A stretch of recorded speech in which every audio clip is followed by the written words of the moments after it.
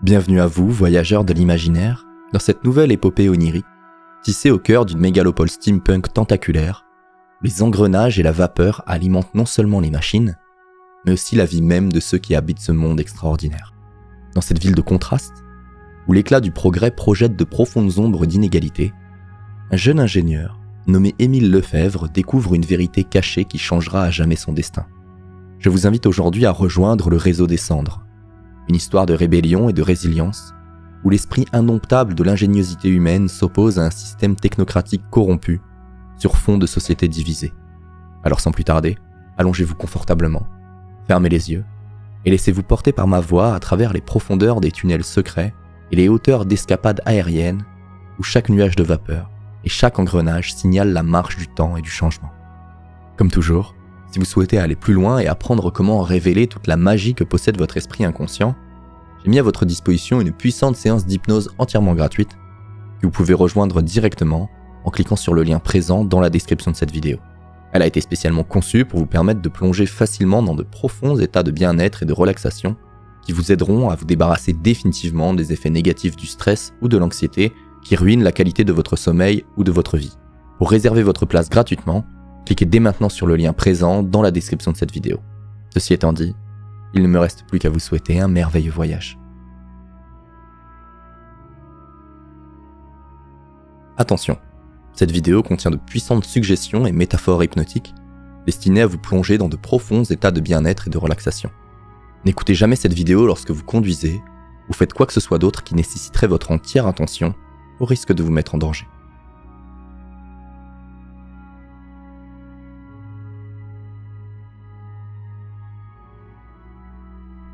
Sous le doux crépitement de la lampe à huile, la pièce prenait vie, baignée dans une lumière ambrée. Émile Lefebvre, les yeux plissés, les mains agiles tournant et ajustant délicatement les minuscules engrenages de sa dernière invention, incarnait l'essence même de la concentration. Son atelier, un cocon de créativité situé dans le cœur vibrant de la métropole, regorgeait d'outils éparpillés, de croquis énergiques et de prototypes de machines à vapeur témoignant de son génie et de sa passion pour la mécanique. À l'extérieur, la ville, un labyrinthe de rues pavées et de bâtiments victoriens, s'élevait dans un balai de fumée et de vapeur, rythmé par le son métallique des usines et le sifflement des dirigeables. Mais dans l'atelier d'Émile, le temps semblait suspendu, détaché de l'agitation extérieure.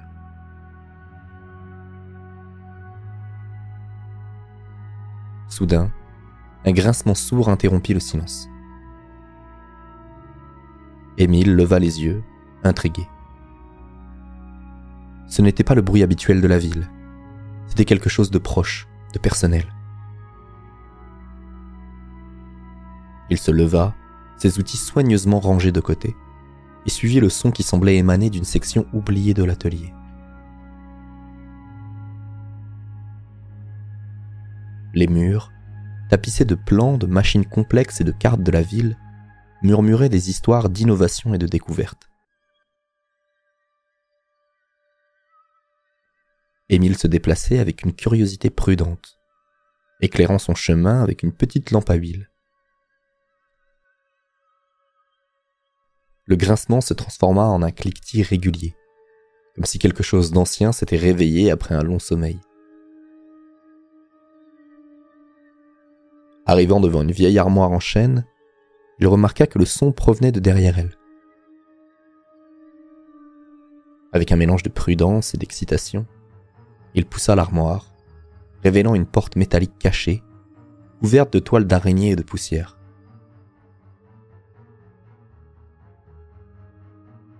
Le cœur battant, Émile saisit la poignée froide, sentant l'engrenage de son destin tourner.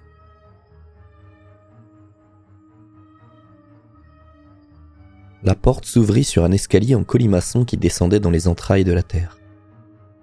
Des murmures d'air et des ombres dansantes l'invitaient à explorer plus loin.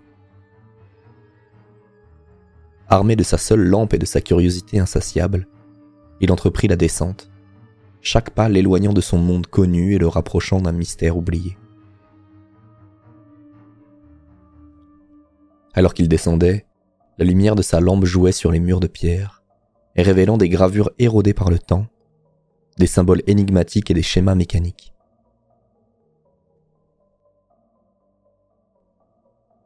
L'air se chargeait d'une odeur de métal et d'huile, mélange familier qui parlait à son âme d'ingénieur.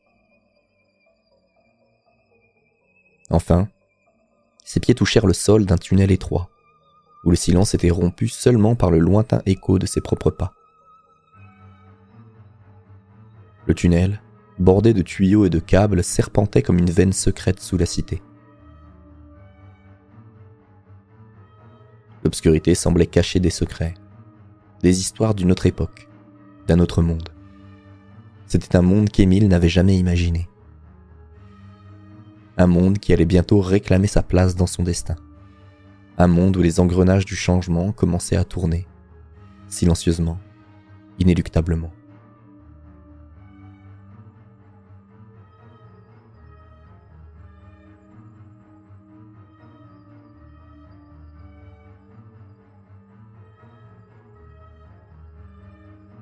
La pénombre engloutissait tout.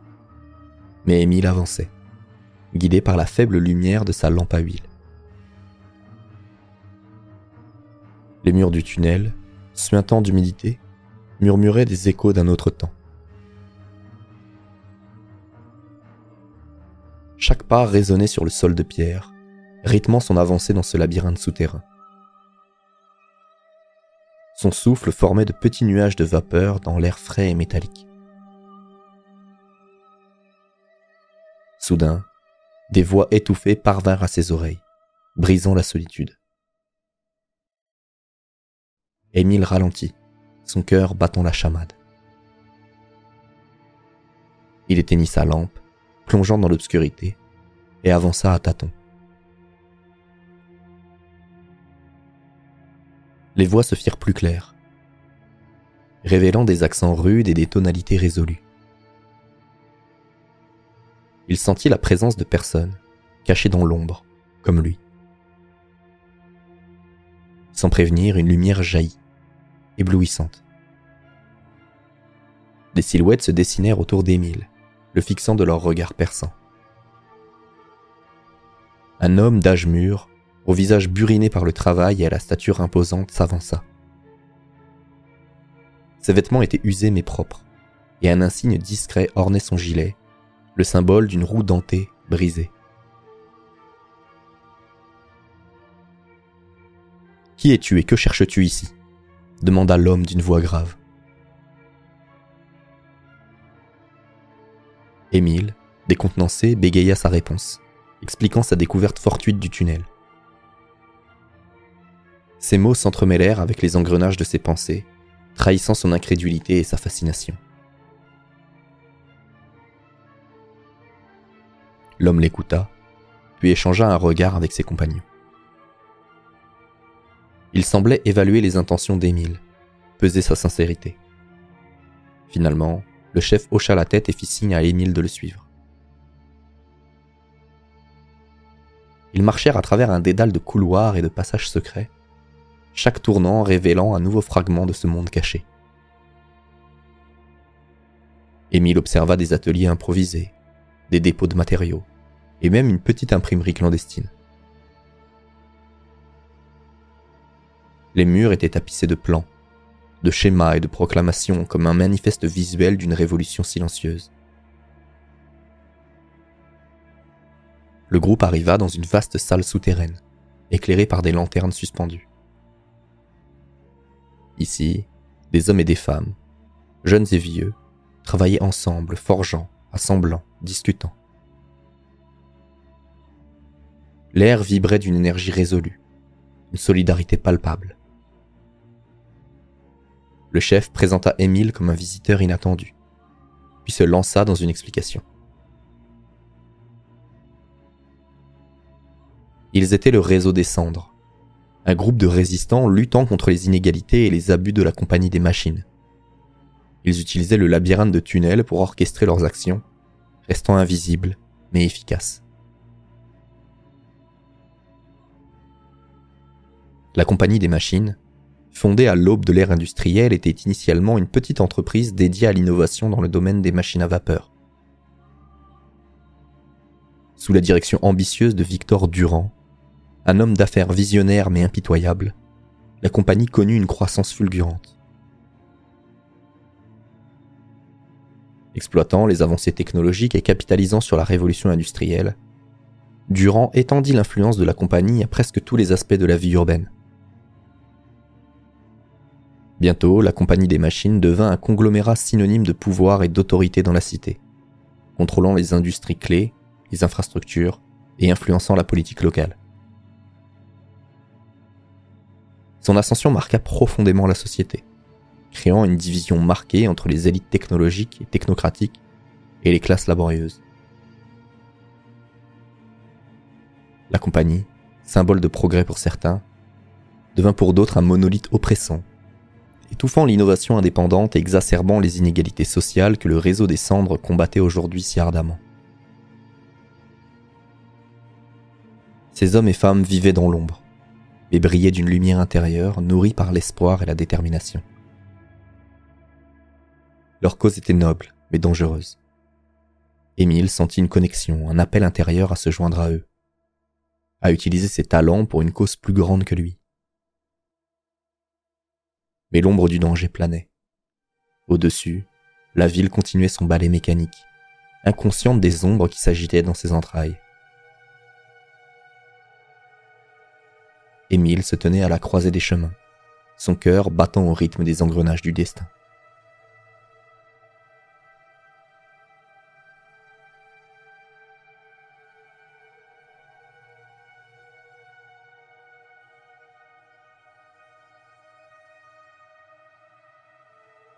Les jours qui suivirent furent pour Émile un mélange de révélation et de remise en question. Chaque matin, il quittait son atelier pour rejoindre les ombres sous la ville, se glissant parmi les membres du réseau des cendres comme un fantôme parmi les vivants. Ces soirées étaient désormais peuplées de schémas et de projets, de stratégies et d'innovations destinées non pas à l'avancement de sa carrière, mais à la cause du réseau. Dans les rues pavées de la ville, sous les néons vacillants et les volutes de vapeur, Émile voyait désormais ce qu'il avait autrefois ignoré. Les visages fatigués des travailleurs rentrant des usines, les enfants aux yeux curieux épiant à travers les grilles des parcs interdits, les vendeurs ambulants, échangeant leurs marchandises avec une rapidité née de la nécessité. Chaque scène était une pièce d'un puzzle plus vaste, une histoire de lutte et d'oppression sous la façade brillante de la prospérité. Dans les tunnels, Émile apprenait.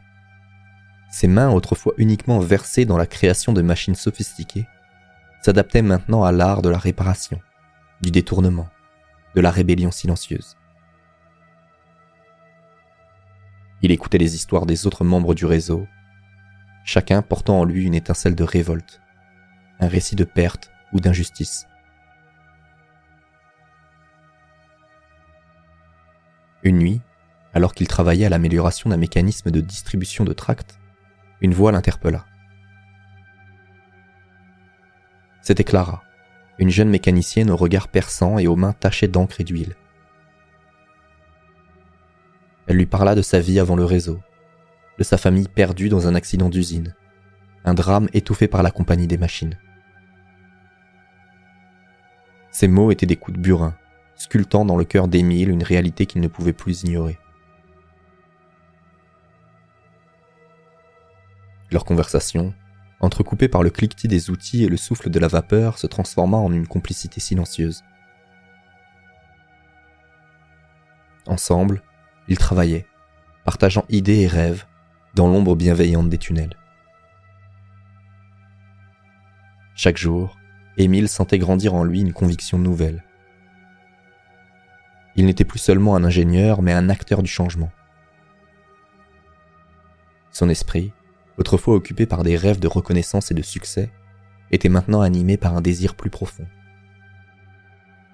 Celui de justice, de vérité, de liberté. C'était un éveil difficile, parfois douloureux, mais inéluctable. Comme les engrenages de ses machines, les rouages de son âme s'étaient mis en mouvement, entraînant Émile vers un avenir incertain, mais empreinte d'une nouvelle lumière. Une lumière née de l'ombre, une lumière nourrie par l'espoir et la solidarité, un phare dans la nuit de l'oppression.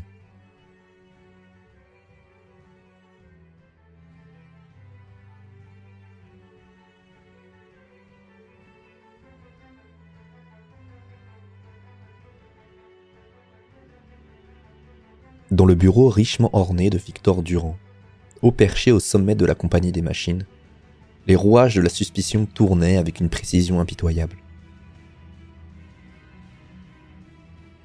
Durand, un homme dont le visage portait les stigmates du pouvoir et de la paranoïa, scrutait les rapports émanant de ses informateurs. Des noms, des lieux, des murmures d'une rébellion grandissante. Et parmi eux, celui d'Émile Lefebvre, un ingénieur jusqu'alors insignifiant. Sous les lustres étincelants et entre les murs tapissés de cartes et de plans industriels, Durand méditait. Ses doigts, tambourinés sur le bois massif de son bureau, égrénant le temps comme un métronome menaçant. Il avait bâti son empire sur les cendres de la concurrence, alimentant les flammes de son ambition avec le charbon des classes laborieuses. Mais ces murmures de rébellion étaient un vent contraire, un frisson dans la toile de son pouvoir. Dans les rues de la ville, les espions de Durand étaient ses yeux et ses oreilles. Ils se mêlaient aux foules, leurs regards perçants dissimulés derrière des lunettes fumées, leurs oreilles aux aguets sous des chapeaux bas. Ils suivaient Émile, un fantôme parmi les ombres, traquant ses mouvements, notant ses rencontres, espérant découvrir les secrets du réseau des cendres. Émile, ignorant le danger qui se tissait autour de lui, continuait son double jeu. De jour, il se fondait dans la masse des employés de la compagnie. Son visage, une page blanche de dévotion feinte. De nuit, dans les entrailles de la ville, il devenait une étincelle de révolution. Ses mains et son esprit œuvrant pour la cause du réseau. Mais les yeux du tyran étaient partout. Un soir, alors qu'Émile retournait à son atelier, une silhouette le suivit à distance. Une silhouette qui se fondait dans l'obscurité, une présence aussi discrète qu'omnisciente. Émile, pris dans ses pensées, ne remarqua pas le jeu de l'ombre et de la lumière, la danse silencieuse de ses observateurs. Les membres du réseau sentaient eux aussi la pression croissante. Des rencontres annulées à la dernière minute, des regards furtifs, des mots chuchotés avec une urgence nouvelle. Le danger se rapprochait. Une toile se tissait, serrée. Un étau se resserrant autour d'eux. Dans son atelier, Émile travaillait tard dans la nuit. Ses inventions prenant forme sous ses doigts agiles. Mais à l'extérieur, les ombres s'allongeaient. Et dans les yeux de Durand, un éclat de victoire commençait à briller. Le jeu du chat et de la souris avait commencé, et le chat affûtait ses griffes.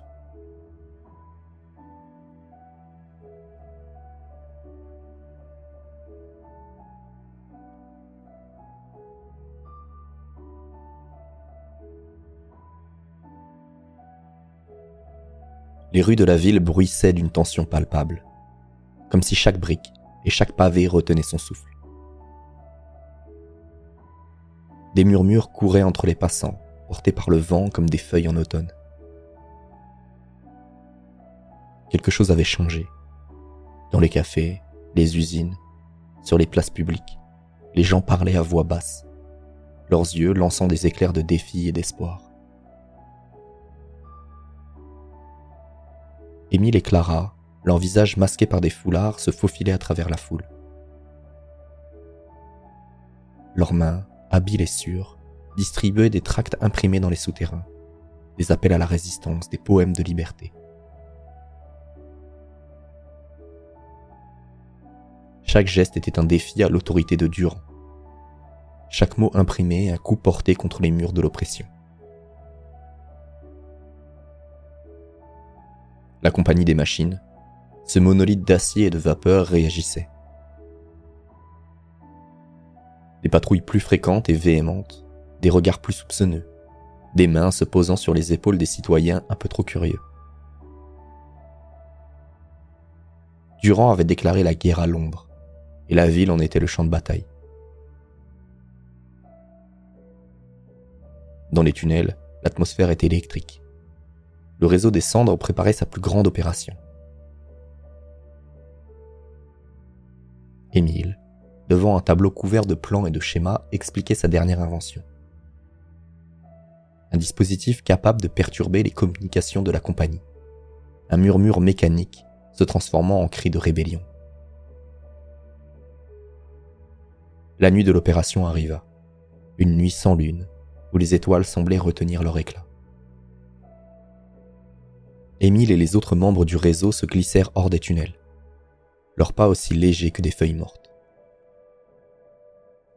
Ils se dispersèrent dans la ville, chacun portant une part du plan, chaque cœur battant au rythme d'un futur incertain.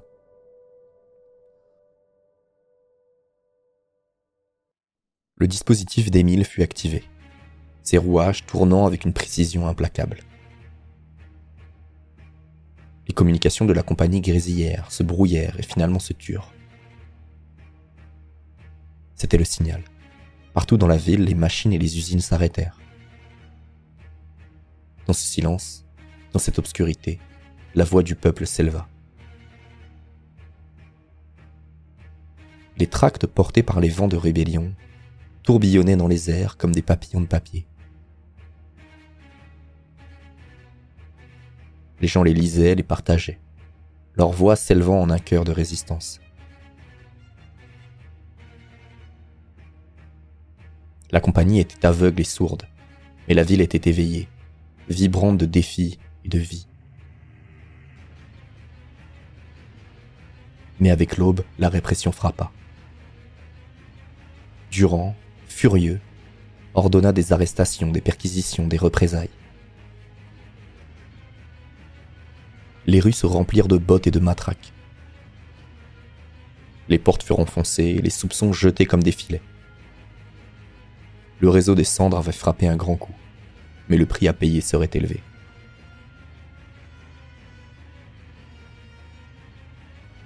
Émile et Clara, cachés dans l'ombre d'une ruelle, observaient la ville se transformer en une forteresse de peur.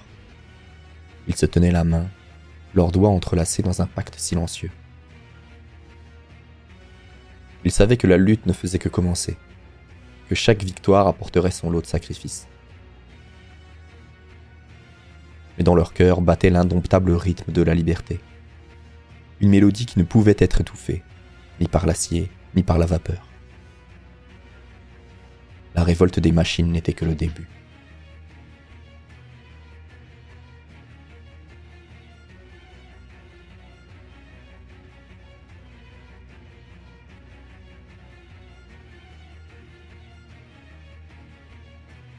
Le cœur de la ville battait d'une fièvre nouvelle, une pulsation rythmée par la peur et la détermination. Les rues, autrefois des veines où circulait la vie quotidienne, étaient maintenant des tranchées où chaque pas pouvait être le dernier. Les patrouilles de la compagnie, bras armés de Durand, parcouraient la cité, leurs pas lourds résonnant comme un glas funèbre. Émile, le visage caché sous un chapeau bas, observait depuis l'ombre d'une allée. Ses yeux, habitués à scruter les détails des machines, déchiffraient maintenant le langage du danger dans les mouvements de la foule, dans le frémissement des rideaux aux fenêtres. Il sentait le poids du regard de Durand sur la ville, une pression invisible mais omniprésente. Dans les souterrains, le réseau des cendres se préparait pour leur acte le plus audacieux. Les murs étaient tapissés de plans, de cartes, de schémas d'attaque coordonnés. Des visages déterminés se penchaient sur les tables, leurs doigts traçant des routes de rébellion, leurs voix murmurant des stratégies de guérilla urbaine. Clara, à côté d'Émile, ajustait les composants d'un appareil de communication improvisé. Ses mains, autrefois dédiées à la création, étaient maintenant des instruments de résistance. Elle et Émile échangeaient des regards, des mots non dits mais compris, un langage de solidarité et de confiance. La nuit tombée, le réseau passa à l'action. Les membres masqués et furtifs se glissaient à travers les ruelles, déjouant les patrouilles, laissant derrière eux des traces de leur passage. Des graffitis appelant à la liberté, des affiches dénonçant Durand, des dispositifs sabotant les machines de la compagnie. Émile, au cœur de l'opération, sentait une adrénaline nouvelle couler dans ses veines. Chaque succès du réseau était un coup porté contre l'édifice de Durand, et chaque succès était aussi un pas de plus vers un abîme de représailles. La confrontation était inévitable. Alors que l'aube se levait, teintant le ciel de nuances de pourpre et d'or, les forces de Durand lancèrent une offensive brutale.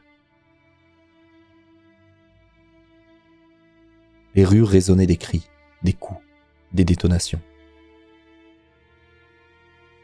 Les membres du réseau, pris au piège, se battaient avec une énergie désespérée mais organisée.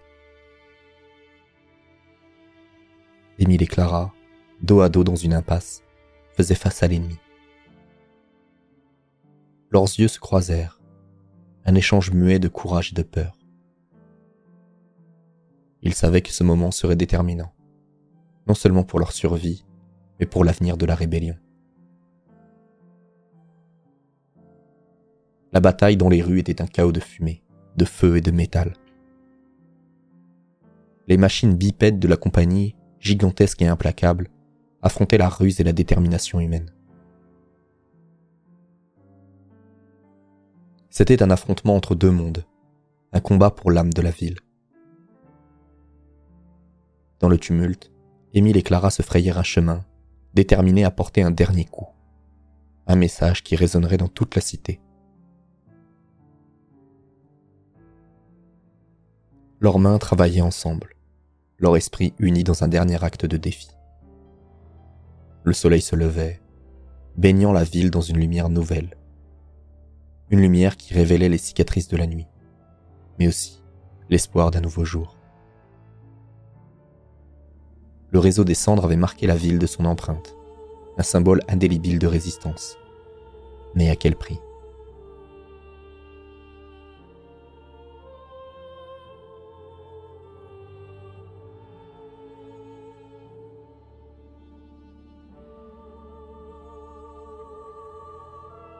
Les premiers rayons du soleil perçaient à travers les nuages de fumée, dévoilant une ville transformée.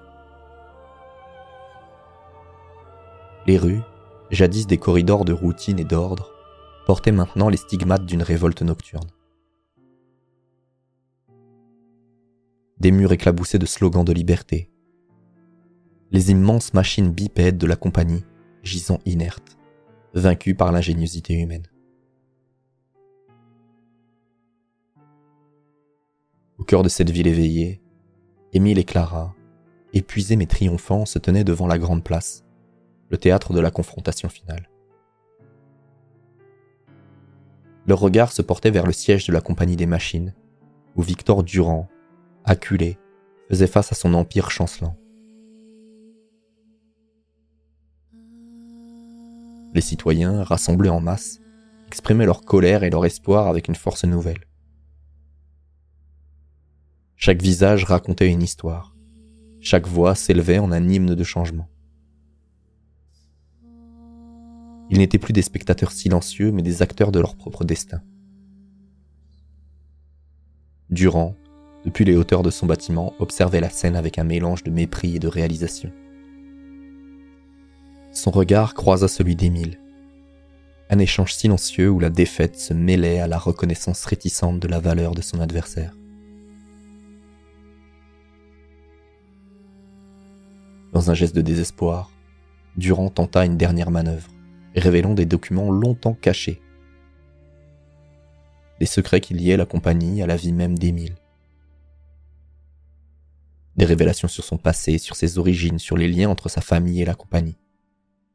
Un passé entrelacé avec l'histoire de la ville, un héritage de douleur et de trahison.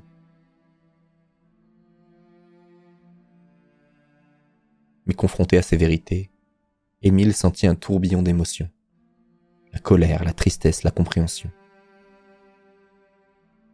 Mais parmi elles, une résolution inébranlable.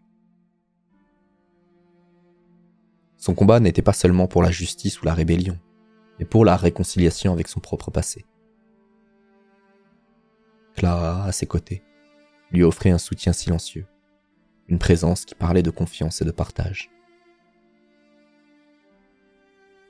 Ensemble, ils affrontaient non seulement Durand, mais les ombres de l'histoire. La confrontation culmina dans un discours passionné d'Émile, s'adressant à la foule, à Durand, à la ville elle-même. Des mots qui parlaient de douleur, de pardon, de l'avenir. Des mots qui semaient les graines d'un nouveau monde, où la technologie servirait l'humanité, où la justice primerait sur le profit.